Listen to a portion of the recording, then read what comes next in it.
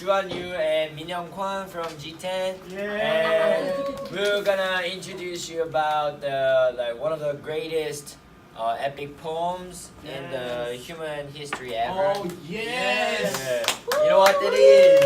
Yes. Odyssey. Okay. Okay.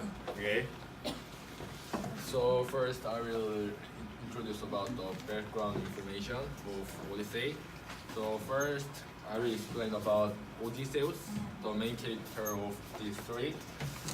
So Odysseus is a Greek mythology hero who is the lord of Ithaca, the hero of the he is the hero of the Trojan War and the creator of the Trojan Horse. And I will tell about the Trojan War, the beginning of this story.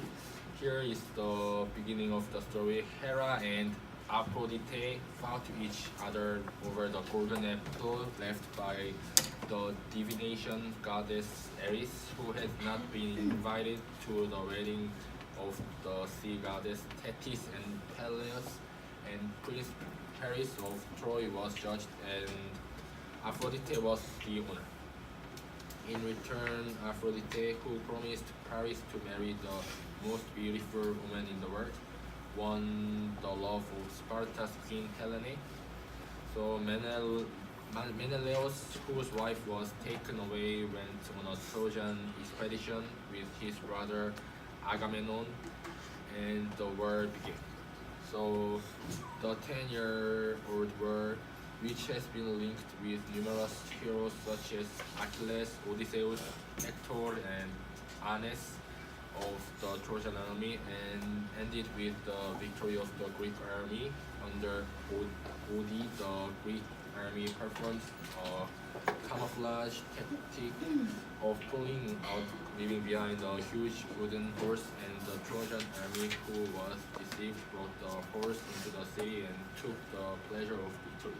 So this is the Trojan horse, which was made by Odysseus.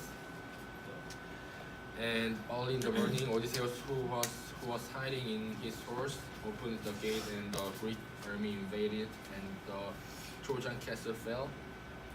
And Odysseus tried to return to Ithaca, which he ruled after the war. So Ithaca and Troy is only about 10 kilometers. Yeah, 1,000 kilometers. That can 1,000 kilometers. Here is Troy and Yes. here is Ithaca. So this distance between Ithaca and Troy is about 2 1,000. times of Busan to Seoul. 2 times of Busan to Seoul. What's the time? 2 times of Busan to Seoul. Distance. Okay. Round But trip. Odysseus has been gone for 10 years. Yeah. It took 10 years for Odyssey to go to Ithaca from Troy. So the Odyssey is like the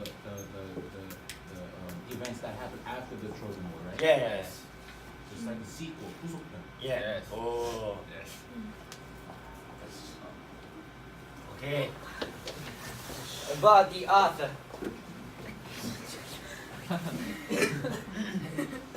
Okay, so this is Homer, the author of this epic. So Homer is the legendary author of the Iliad and the Odyssey, 2 epic poems that are the central works of ancient Greek literature. The Iliad is set during the Trojan War, which Minhyeong described. The 10-year siege of the city of Troy by a coalition of Greek kingdoms. It focuses on a quarrel between King Agamemnon and the warrior Achilles, lasting a few weeks during the last year of the war. The Odyssey focuses on the journey home of Odysseus, king of Ithaca, around 20 years after the fall of Troy. Many accounts of Homer's life circulated in classical antiquity, the most widespread being he was a blind bard from Ionia, a region of central coastal Anatolia in present-day Turkey. Modern scholars consider these accounts legendary. Legendary tales. No question? No question.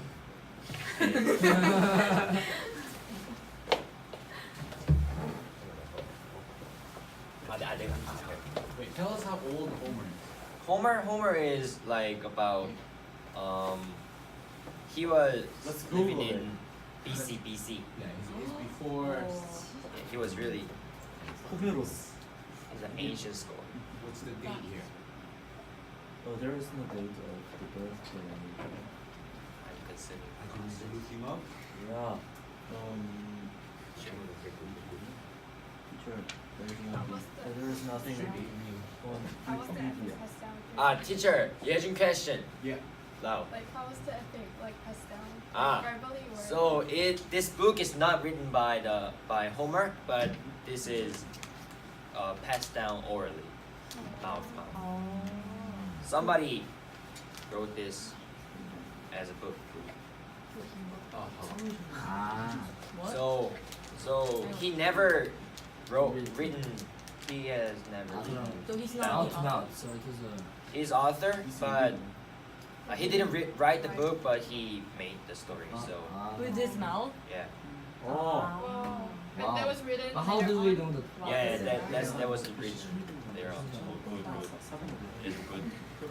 Okay, so let's talk about the summary. I mean, the story of the epic. 10 years have passed since the fall of Troy, and the Greek hero Odysseus still has not returned to his kingdom in Ithaca. A large and rowdy mob of suitors who have overrun Odysseus's palace and pillaged in his land continue to court his wife, Penelope. She has remained faithful to Odysseus. Prince Telemachus, Odysseus' son, wants desperately to throw them out but does not have the confidence or experience to fight them. One of the suitors, Antinous, plans to assassinate the young prince, eliminating the only opposition to their dominion over the palace. Unknown to the suitors, Odysseus is still alive. The beautiful nymph Calypso, possessed by love for him, has imprisoned him on her island, Ogygia. He longs to return to his wife and son, but he has no ship or crew to help him escape.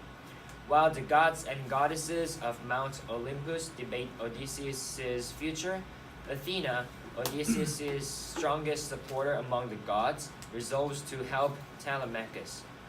Disguised as a friend of the prince's grandfather, Laertes, she convinces the prince to call a meeting of the assembly at which he reproaches the suitors.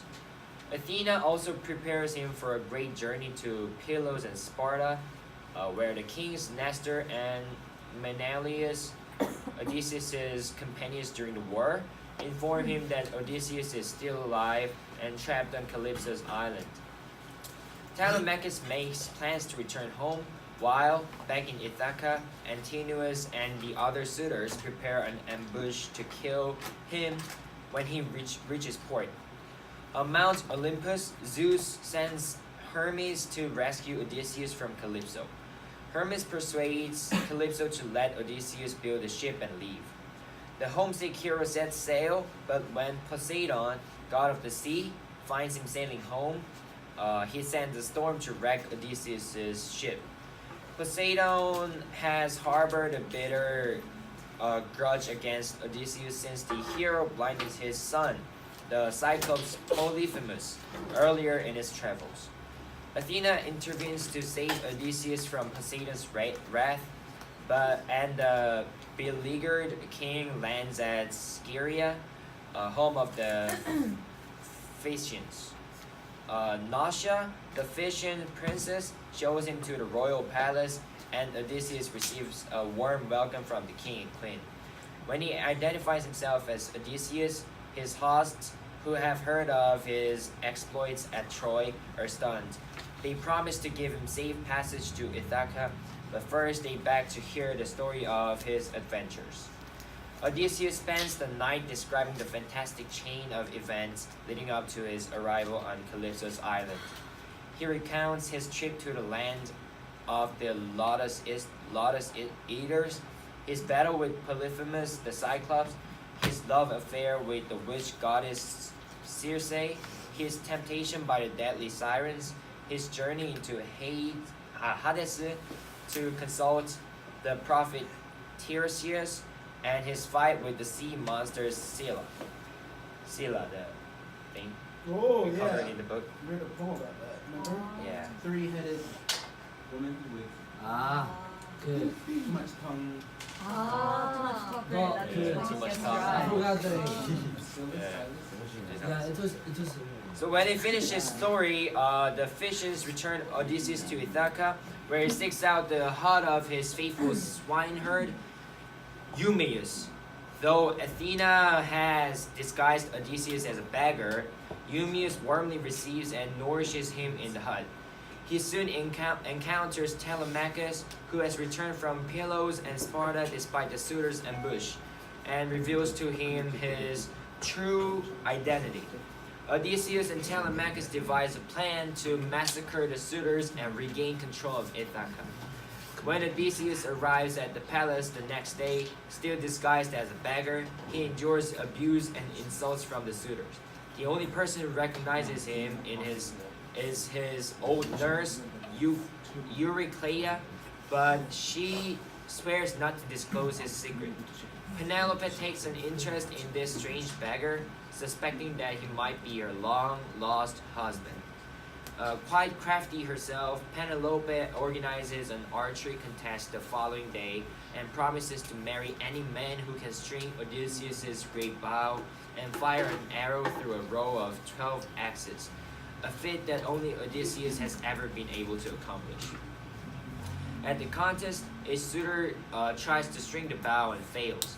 Odysseus steps up to the bow and, with little effort, fires an arrow through all 12 axes. He then turns the bow on the suitors. He and Telemachus, assisted by a few faithful servants, kill every last suitor. Odysseus reveals himself to the entire palace and reunites with his loving Penelope.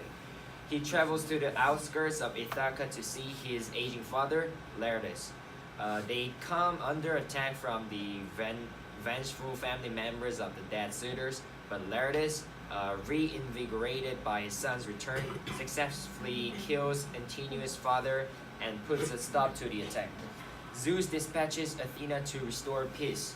With his power secure and his family reunited, Odysseus' long ordeal comes to an end. So it was the plot summary. And we're gonna talk about some themes here. Okay, so the first theme is the power of cunning over strength.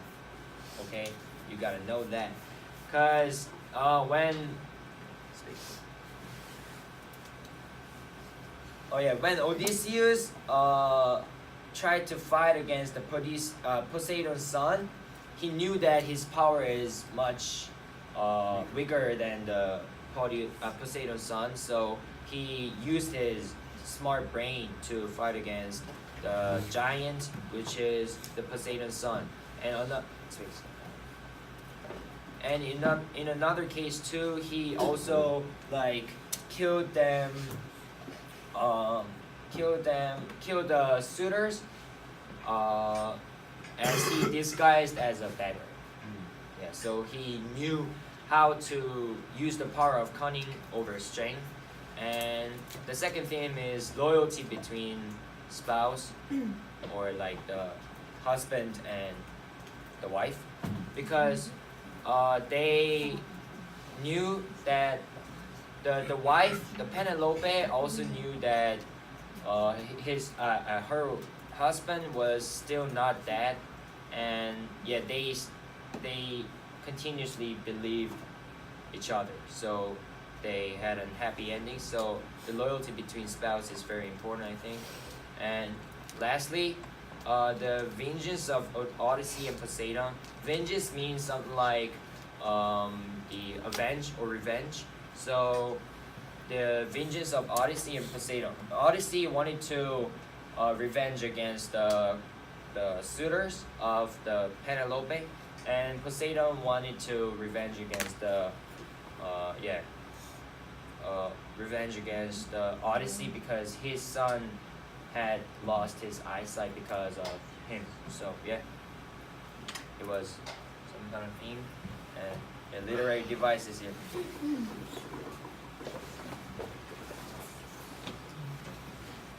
Okay, so I will tell about the literary device in this point.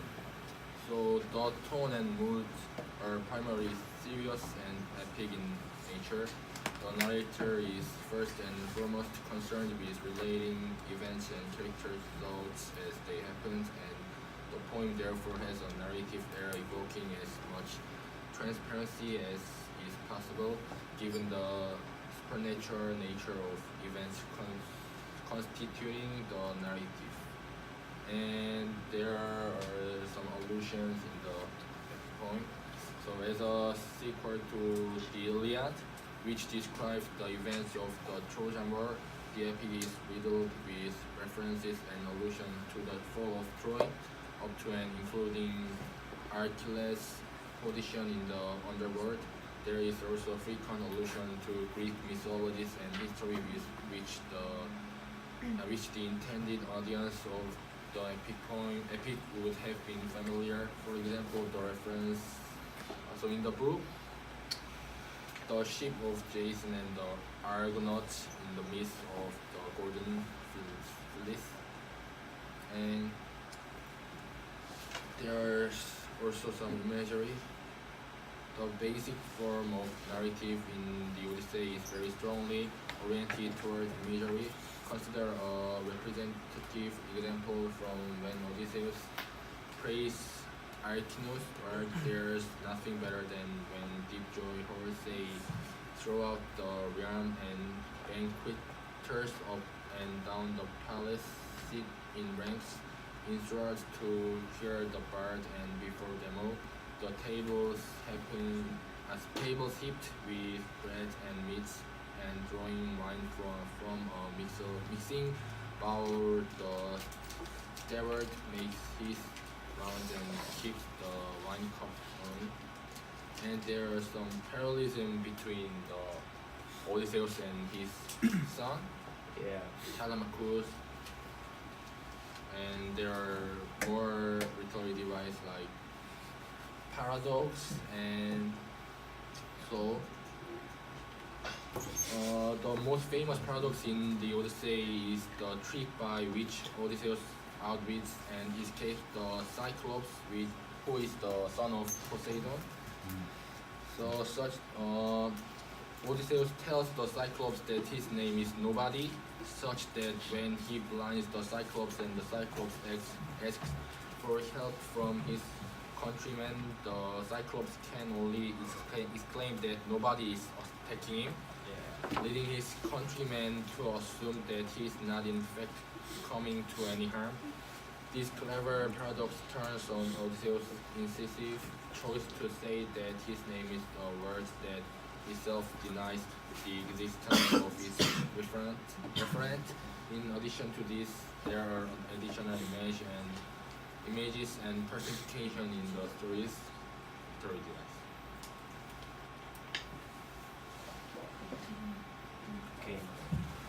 So, additionally, in addition to the themes of the work, I'm going to talk about another work analysis. Why is this epic culturally important in that region, which is the Greek part? Yeah. So, this work is really important culturally in that region because the Trojan War is a very important war in their story. Like it's like 임진왜란 for us, so it's really important because it's talking about the Trojan War, and it's also deeply related to the Greek mythology. With the plot summary, as I read the plot summary, I kept saying the like Olympus mountain, and it means the gods and goddesses of the Greek mythology. So it's really important culturally in this Greek region. Yeah. And other works, I'm gonna talk about the other work that is relevant to this epic, which is Iliad, as I mentioned before. So this Iliad is considered to be like the one of the two best epic of Homer with Odyssey. So this Iliad is, as you said before, the Odyssey is the sequel of this Iliad, and Iliad explains about how Trojan War was like, and and after that, consequently, the Odyssey brings the story about what happened after the Trojan War, which is discovered in the book of Iliad. So Iliad is the other work that is truly relevant to this epic. Yeah, and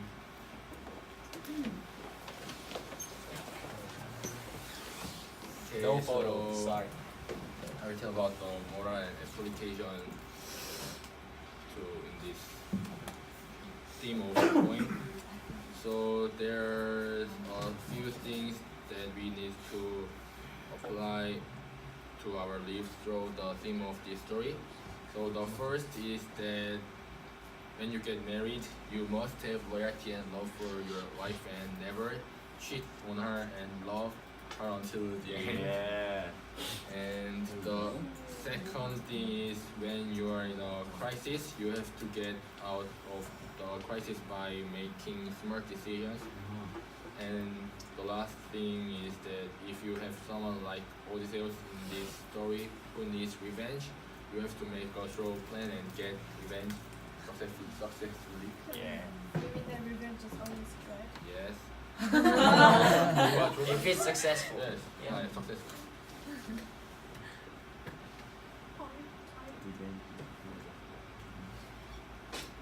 Okay. So part that captures.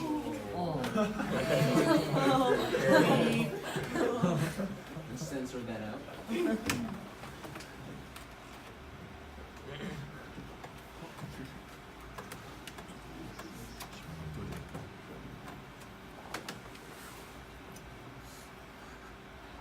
So would you say Odysseus is like he's like the master of clever strategies? Yeah. Who are some Yeah. Let's discuss. Oh, we're gonna have that discussion. Who Who are some war figures who are kind of like Odysseus, who uses clever tactics In our school. in our school? 이순신 Yeah, like it reminds me a lot of Isun신. like he said the Trojan War is like similar to the Minhyeong. Yes. Oh, Yeonjin. So Admiral Lee. I like it. 열두척의 best. Best. Okay.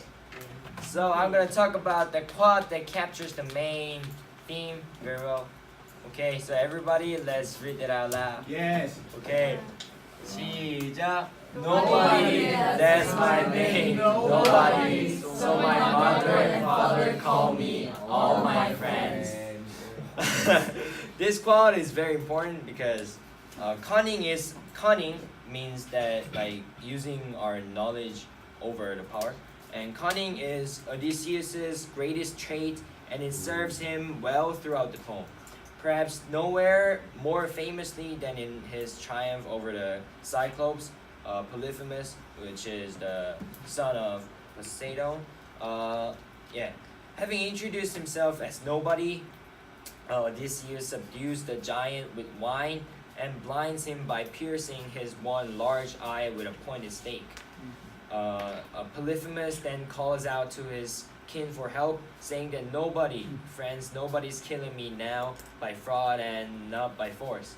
The other Cyclops thus assume that he's fine and ignore his pleas for help, allowing Odysseus and his men ultimately to escape. So this quote truly tells you how well Odysseus used his cunning power over his relatively weak strength. Yeah. So thank you. Okay, thank you. Alright, there's no thank you slide. Alright.